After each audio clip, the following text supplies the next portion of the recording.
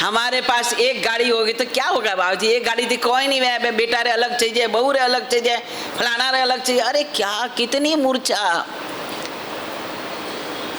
कितनी मूर्छा, कितना परिग्रह बढ़ गया हमारा, मन भरता ही नहीं। नहीं, जितने सदस्य है उतनी गाड़ियां बड़ी बार खड़ी करने के लिए जगह भी नहीं हो।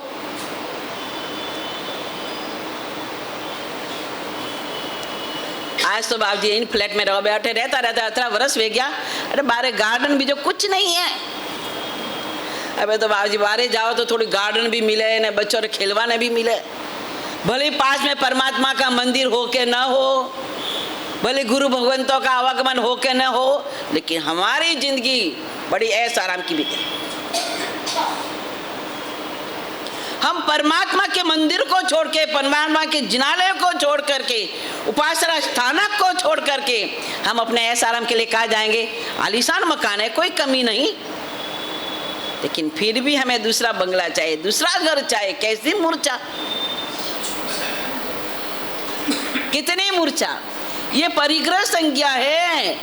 वनस्पति काय से लेकर के देखो, एकंद्र की योनि से लेकर के देखो, हम तिर्यंश भी पार गए, एकेंद्रिय गति भी पार कर ली, बेंद्रिय गति भी पार कर ली, तेंद्रिय गति भी पार कर दी, चौरेंद्रिय गति भी पार कर दी, पंचेंद्रिय गति में भी आए, वहाँ तिर्यंश वगैरह सब योनियां पार कर दी, मनुष्य गति में आए हैं। अब तो समझ भाई, अब नहीं समझेगा तो कब समझेगा। अब बुद्धि ठिकाने की नहीं आएगी तो कब आएगी। क्या अभी वापस नीचे जाना है, नीचे जाने की तैयारी है। परिग्रह संज्ञा के कारण हमारा मम्मन सेठ कहाँ गया,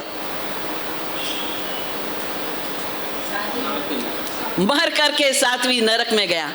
एक परिग्रह संज्ञा के कारण पौष मास की कड़कड़ाती सर्दी, सिर्फ एक लंगोटी पहन करके धन इकट्ठा करने की कितनी मूर्छा। आप भी, आपको भी यही मूर्छा है। बुढ़ापा आ गई, बहुत गई, थोड़ी रही, थोड़ी में बन जाए तो भी चिंता कहाँ है। तब भी हम पंचायती में, तब भी हम दुकानों में, तब भी वहां घुसे रहेंगे। अब क्या पता कब तेरे ऊपर वो काल राज तो मंडरा रहा है, ये पंखा घूम रहा है ना, वैसे वो भी घूम रहा है। कब पकड़ करके आपको ले जाएगा कोई पता है। फिर भी हमारी मूर्छा कितनी, कितनी आसक्ति। बाबूजी दुकाने से जाने बैठना पड़े, बाबूजी सब काम छोरो और भरोसे, टाबरो और भरोसे नहीं ना कीजिए। अब जब जाओगे तो कौन संभालेगा। क्या आप वहां से भी संभालने के लिए आओगे, वहां से भी आकर के दुकान पर बैठोगे जम बन करके, भूत बन करके, क्या करोगे। फिर तो भूत बन करके ही आना पड़ेगा संभालने के लिए। ममन सेठ, पौष मास की कड़कड़ाती सर्दी, पूर्व भव के संस्कार तो देखो कितना बड़ा काम गया। सेठ था, मुनि भगवान गोचरी गए और मुनि भगवान बेचारे मासक समन के तपस्वी, घर में मोदक के लड्डू बनाए थे, केसरिया मोदक लड्डू बनाए थे। भावों में आकर के, उत्कृष्ट भावों में आकर के मुनि जैसे धर्म लाभ दिया और पधारो पधारो गुरुदेव पधारो, और पात्रे में क्या भरा दिया, मोदक के लड्डू, केसरिया मोदक लड्डू।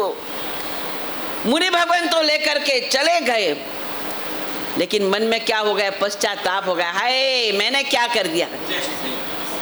इतने अच्छे मजेदार, खाने में कितना टेस्टफुल, और मैंने सारे के सारे लड्डू किसको भरा दिए, महाराज साहब को। अरे यार मैं तो गलत काम कर दिया। भागा वापस पीछे, लड्डुओं को लेने के लिए वापस मुनि भगवान के पीछे गया। लड्डू वापस, तो मुनि का एक बार आर हम ले लेते हैं, वापस देते नहीं। चाहे हमारे पात्र में कई बार अभक्ष भी आ जाता है, लोग समझते नहीं। फाल्गुन महीना के बाद में काजू, पिस्ता, किशमिश ये नहीं डाले जाते। कई लोग होते हैं नहीं समझते, बेचारे खाने के रसिक, डाल देते हैं। जबकि हमारा तो नियम होता है कि फाल्गुन मास के बाद ये भक्ष ये खानी नहीं, पर आए तो करे क्या। अब बार डाले तो चींटी आ जाएगी, न जाने कितनी चींटियों की हिंसा हो जाएगी। खाए तो अभक्ष का दोष, फिर भी क्या करना पड़ता है, बिना सवाल से ही उसको घटना पड़ता है।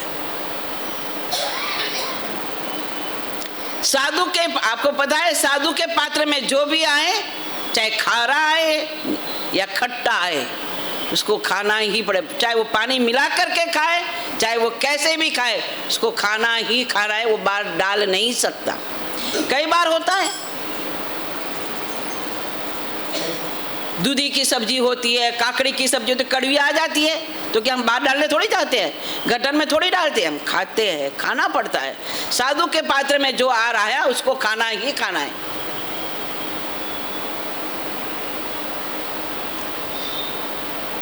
भागा मुनि के पीछे, लड्डू वापस दो। मुनि ने कहा नहीं, हम दे नहीं सकते। मुनि ने कहा ये तो बड़ी समस्या हो गई, करना क्या। मुनि ने झट उस लड्डू का हाथों से चूरा कर दिया और सारे के सारे मिट्टी में मिला दिया। अब तो लेके नहीं जाएगा, और जंगल में के जाकर के परट दिया। उसने ऐसा ये कर्म बांधा, उस ममन सेठ ने पिछले जन्म का ये कर्म ऐसा बांधा कि धन की आसक्ति के लिए पौष मास की कड़ी सर्दी में एक लंगोटी पहन करके नदी में जाता है, और नदी में से लकड़ियां चुन करके लाता है और उसको बेचता है। समय एक बार ऐसा प्रसंग हो गया, महारानी चेलना रात्रि के अंदर अपने महल की खिड़की में बैठी हुई थी, और उसने देखा हाँ इतनी कड़ी सर्दी है, मैं इतना बड़ा दुशाला ओढ़ करके बैठी हूँ और ये उसका तन नंगा है, सिर्फ एक लंगोटी पहनी हुई है, और ये इतना दुखी व्यक्ति कौन, जिसको इतनी कड़ी मजदूरी करनी पड़े, ऐसी कड़ी मेहनत, सिर पर लकड़ी का भारा उठा करके जा रहा है, ये कौन है।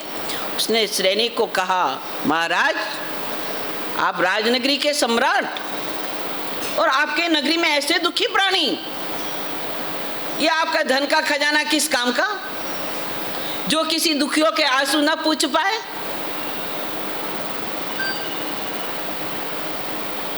चेलना की बात को सुनकर के राजा को बड़ा दुख लगा। चेलना तू कहती तो ठीक है, चलो हम तपास करते हैं। दूसरे दिन वही मध्य रात्रि के अंदर सैनिक बैठा है और देख रहा है वही क्रम, रात्रि को लकड़ी का भारा उठा करके ममन जा रहा है।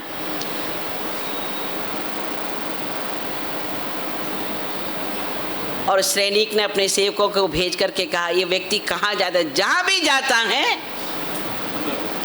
उसका पता करो, उसके घर के आगे निशान करके आ जाओ।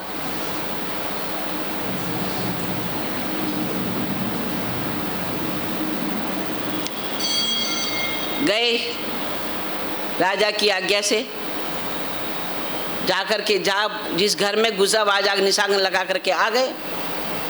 रात्रि व्यतीत हो गई। सुबह अपनी दैनिक चर्या से निवृत्त होकर के सम्राट अपने राज सेवकों के साथ ममन सेठ के घर जाता है।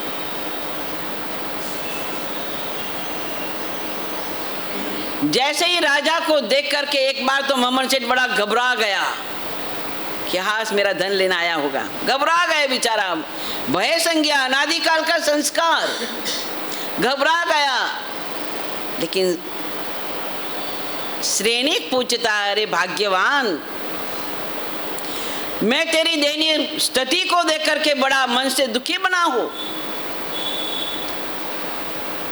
तेरे जीवन में क्या ऐसी नौबत आ गई जो रात्रि के समय नदी के अंदर लकड़ियां लेने जाना पड़े।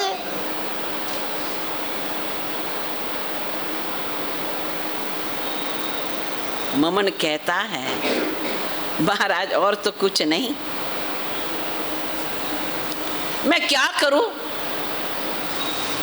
आप जरा मेरे तल घर में चल करके तो देखिए,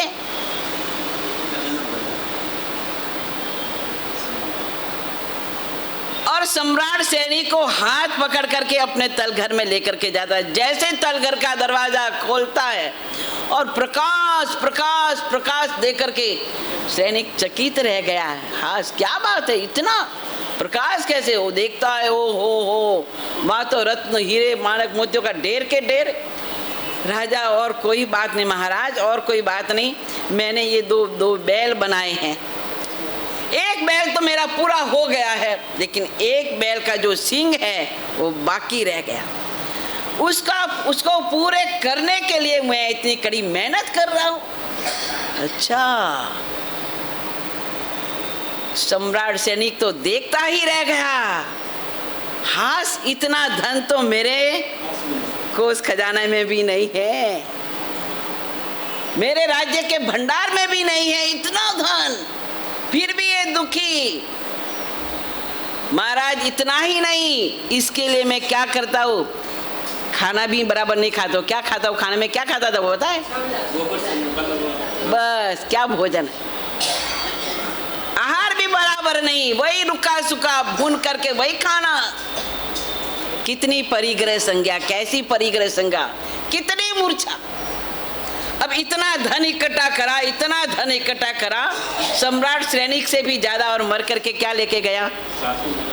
क्या लेके गया? क्या लेके गया? अबे आपने भी तिजोरी में इतनी साड़ियाँ पड़ी हैं, एक नहीं है तो दूसरी तैयार, इतने सारे आभूषण पड़े हुए होते हैं, तो भी मूर्छा कितनी। जाओगे तब क्या करोगे? अरे इतना धन रख करके जाओगे, पीछे बेटे भी लड़ेंगे। देखते नहीं है समाज की स्थिति, क्या स्थिति है। पूर्वजों ने छोड़ा, अगर बाप के 4 बेटे हो जाते हैं, 2 बेटे हो जाते हैं, इस धन के पीछे क्या होता है, क्या स्थिति होती है, समझो तो सही जरा, क्या स्थिति होती है।